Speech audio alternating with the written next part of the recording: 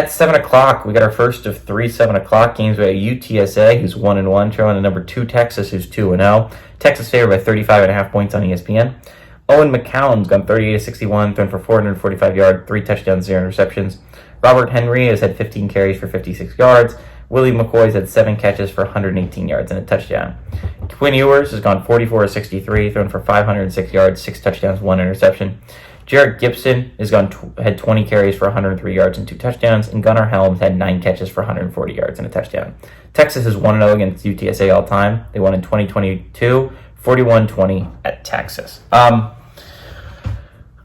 think what's really going to be interesting about this game is, does Texas have a Notre Dame kind of week? And what I mean by that is you're coming off a massive win. And honestly, it's a bigger win than what Notre Dame went through. Notre Dame went to Kyle Field and beat Texas A&M, and they let Northern Illinois win the football game the next week because of a letdown, because that's what happens in college football. After you have an insane game, typically there's a letdown. It what happened with Penn State last week against West Virginia. They had a big game against West Virginia. The next week, they had a close game with Bowling Green, right? There's sometimes a letdown after a big game, and Texas-Michigan was a big game.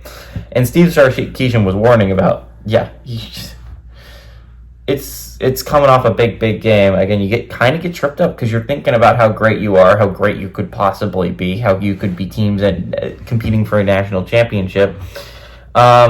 And not to mention you get beat up physically the week before. Michigan's going to beat you up physically, and they did beat Texas up physically. Texas A&M is going to beat you up physically, as shown by last week.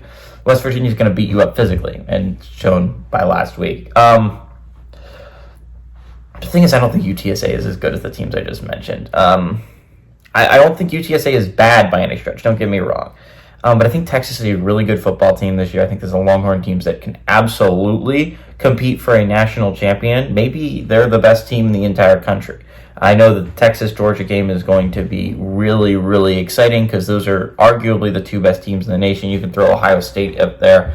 But Texas has proven the most here early on. I think they have the best resume so far. The only reason Georgia's won is because of their name.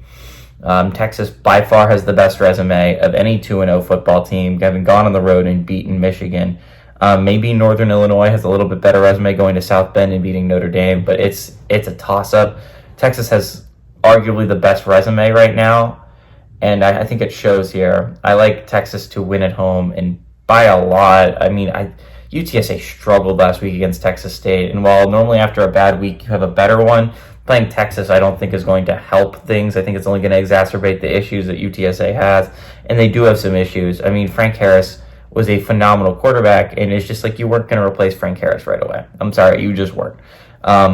So Quinn Ewers, I think, is going to dice this defense apart. Quinn Ewers looks like, I think, the best quarterback in the nation right now. Give me Ewers to win and cover with his Longhorns at home.